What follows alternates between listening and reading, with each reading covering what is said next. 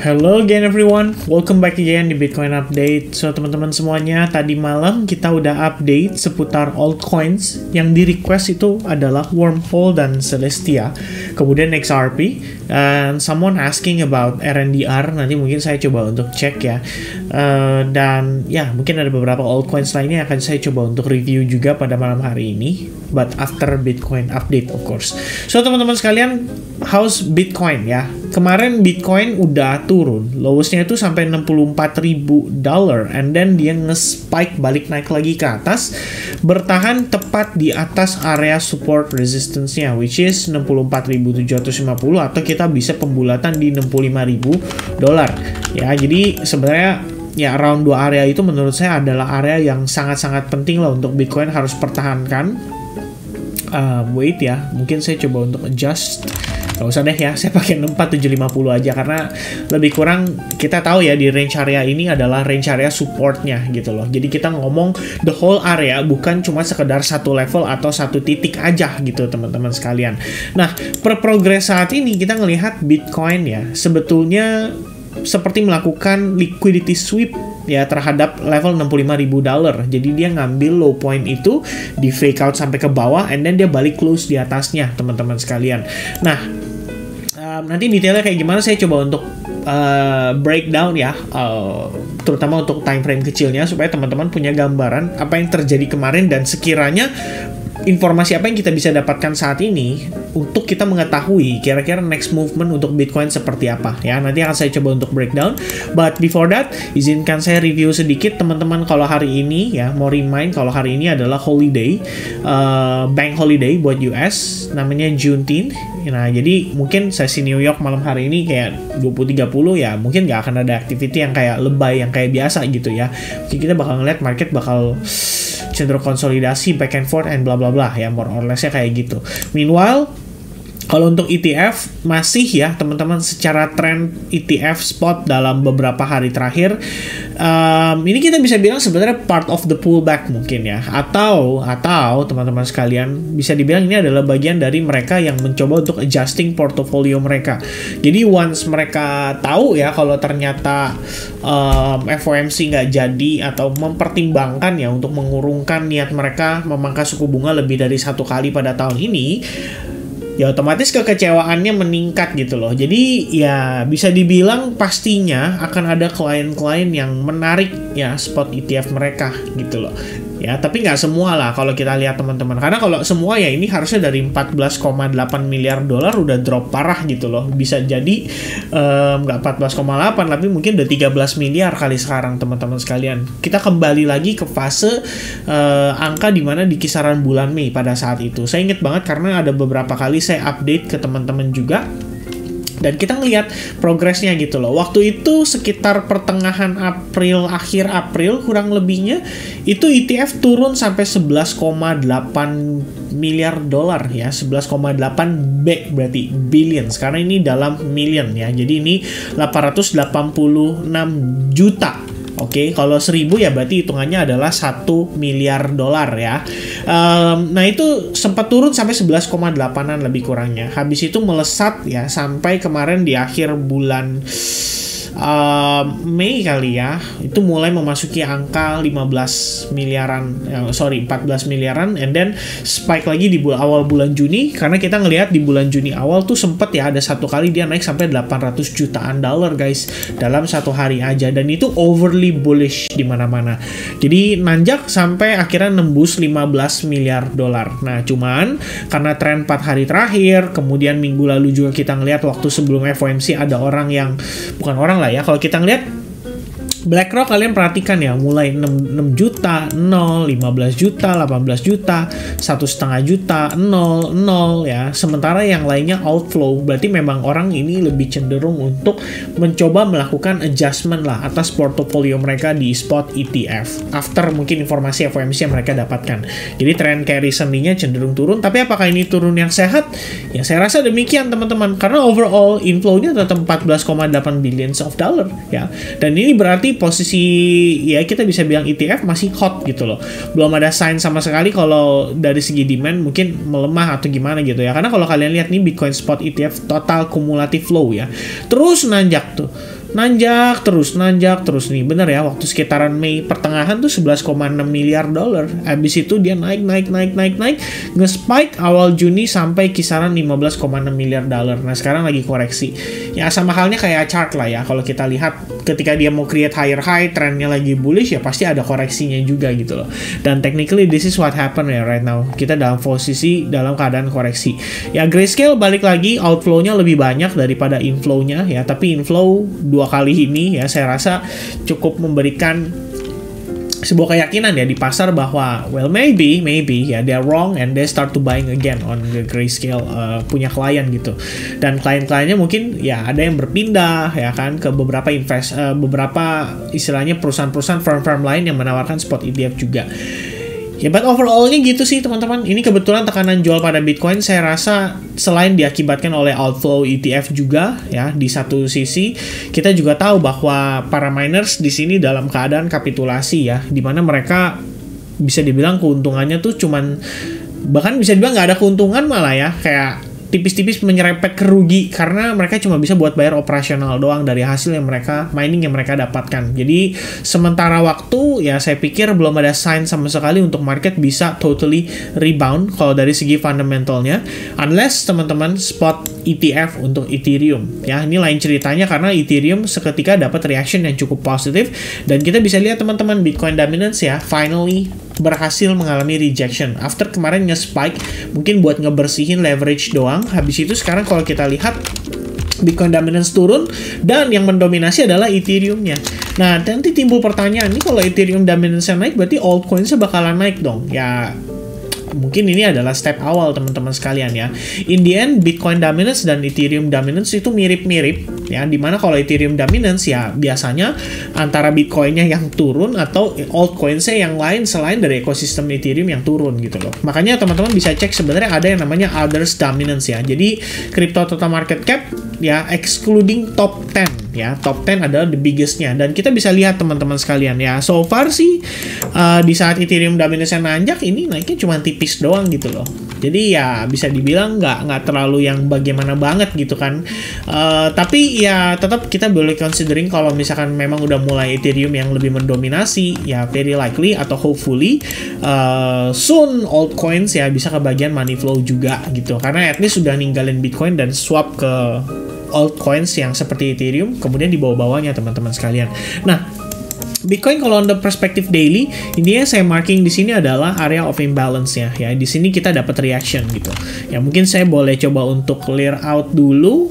Nah, ini enak nih. Oh, jangan deh ya. Ini boleh nih kita pakai teman-teman sekalian. Nah, kalian bisa lihat di sini ya, technically $64,750 ya.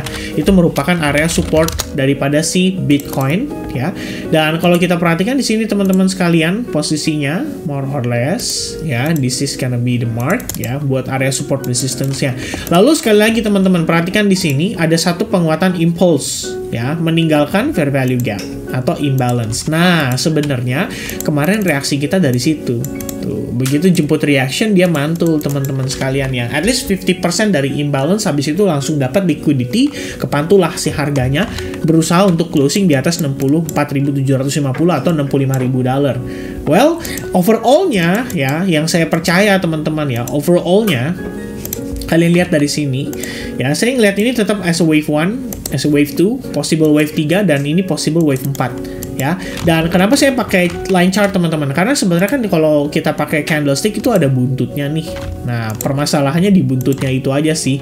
Jatuhnya nanti kita berpikir bahwa ya manipulasi liquidity sweep itu kan kadang-kadang sering banget terjadi ya, terutama buat Bitcoin yang kondisinya tuh lack of liquidity untuk saat ini. Jadi kalau misalnya kita bilang ya katakanlah body candle kita anggap sebagai salah satu yang valid ya, berarti sebenarnya wave 4 itu masih valid teman-teman sekalian. Yang penting dia tidak boleh mengoverlap ini. Ya, berarti 64.000 itu adalah batas bawahnya dia dan dia tidak boleh closing di bawah itu.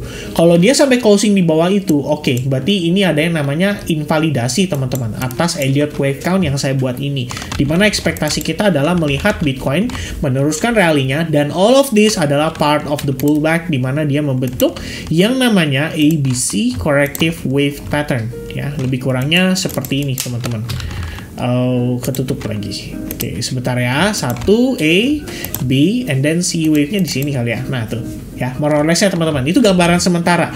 Worst case scenario, bagaimana kalau misalnya elite wave count-nya nggak valid, terus kita ngelihat dia malah gagal pertahankan momentumnya dan dia malah kembali melemah.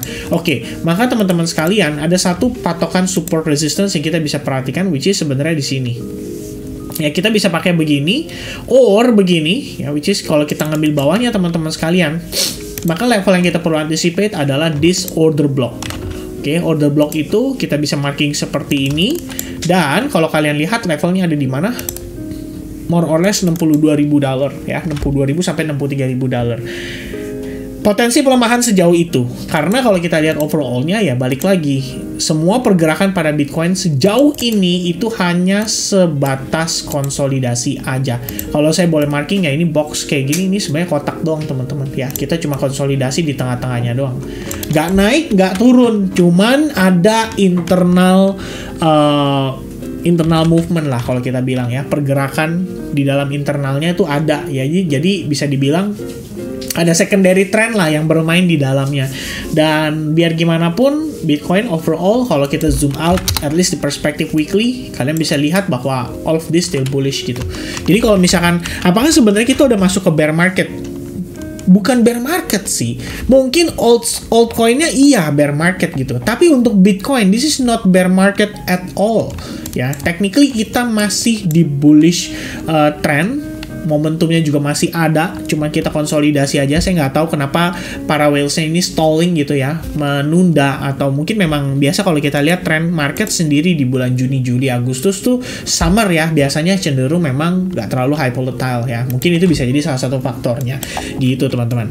Nah berikutnya, tadi kita sudah marking ya, katakanlah di time frame atau perspektif time frame weekly. Sorry, kita pakai chart yang lain aja deh. Ini soalnya saya lagi pakai buat update di Advanced Group juga.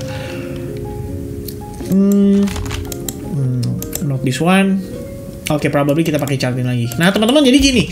Kalau kita lihat ya, ini kan perspektif time frame daily-nya adalah di fair value gap yang tadi kita marking ya, which is technically wait a minute. There we go.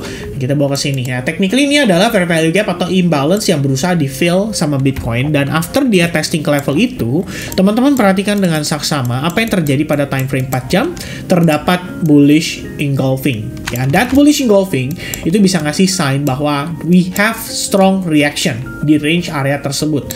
Lalu setelah bullish engulfing di follow up dengan bull candle, tapi sekarang ada 3 candle bearish yang menandakan bahwa tekanan jual yang ada saat ini itu nggak terlalu signifikan yang gimana banget, unless nanti di next 4 hour close, which is nanti jam 11 malam kita ngelihat dia kayak gini. Nah, ini baru lain ceritanya ya. Overall, kalau kalian zoom out dikit tipis aja teman-teman ya, ini penurunan kita loh sejauh ini. Ya, penurunan kita bisa membentuk semacam trend line, bahkan di sini ada percepatan lagi. Jadi kita bisa hubungkan lagi antara top ketemu top dan bottom ketemu dengan bottom. Nah, jatuhnya kayak gini. Membentuk apa teman-teman? Overall falling wedge pattern. Ya, ini falling wedge pattern menandakan adanya slowing down in the selling pressure. Ya, taunya dari mana, Vin? 1. Kenceng nggak teman-teman? Oh, kenceng. Kenceng nggak teman-teman? Oh, lumayan kenceng. Kenceng nggak teman-teman? Ya, nggak terlalu kenceng ya, dibandingin yang pertama jaraknya sedikit lebih pendek. Nah, yang berikutnya gimana?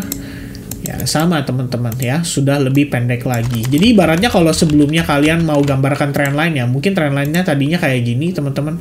Nah, sekarang jadi lebih slow down gitu loh. Nah, ini sebagai penanda aja bahwa ada pelemahan momentum lah pada selling pressure-nya ya, itu sementara yang kita bisa ambil clue-nya. Tapi apakah ini tanda bahwa Bitcoin akan mulai bottoming? Ya, kita belum tahu dengan pasti.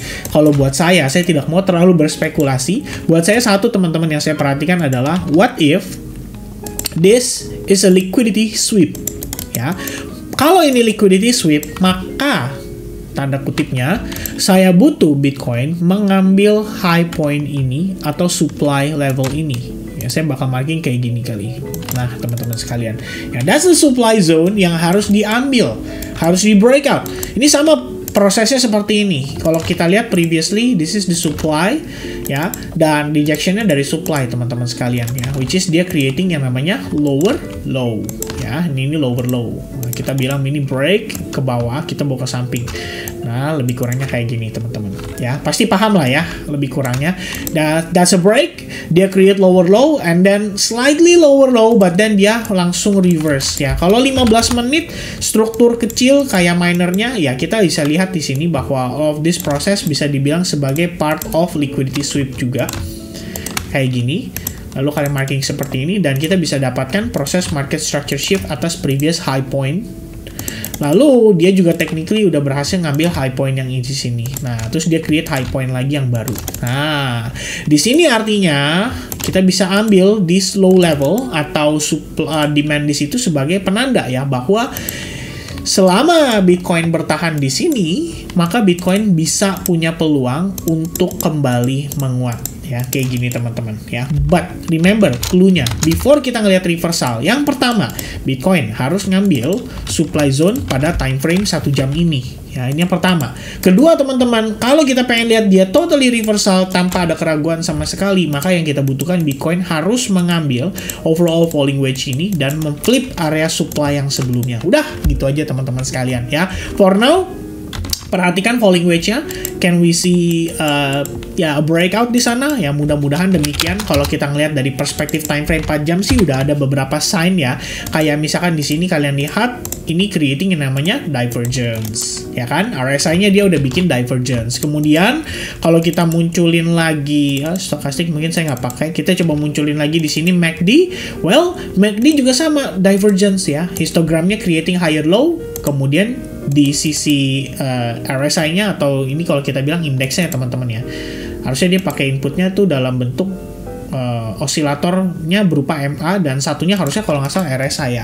Nah, ini sama udah creating higher low, jadi ini jatuhnya udah membentuk yang namanya divergence. But if you take a look here on the 4-hour time frame, kita punya satu buah tahanan yaitu exponential moving average 21 yang masih valid banget sebagai resistance-nya dia gitu ya. Kalau misalkan itu di breakout, berarti falling wedge juga soon akan di breakout. Wah, udah itu berarti menjadi validasi minimal. Kalau misalnya saya nggak bilang Bitcoin bottom ya, minimal kita lihat dia relief rally lah begini gitu ya. Naik lagi nanti mungkin 70 kepentok lagi, turun lagi ya, itu urusan lain. Yang penting sekarang ada potensi naik dulu, itu yang saya lihat. Oke, so that's gonna be the update for Bitcoin ya, terutama yang paling utama teman-teman, kemarin kita udah sampaikan kenapa dia bisa turun ke $63,000 ya. Jawabannya adalah kalau time frame daily dia bisa close di bawah 65 dan so far good newsnya belum sampai closing di bawahnya. Jadi kalaupun kita mantul balik naik dulu, saya rasa itu wajar-wajar aja ya untuk saat ini. Oke, so God bless to you all and I'll see you guys again in the next update for altcoins. Cheers, bye bye guys.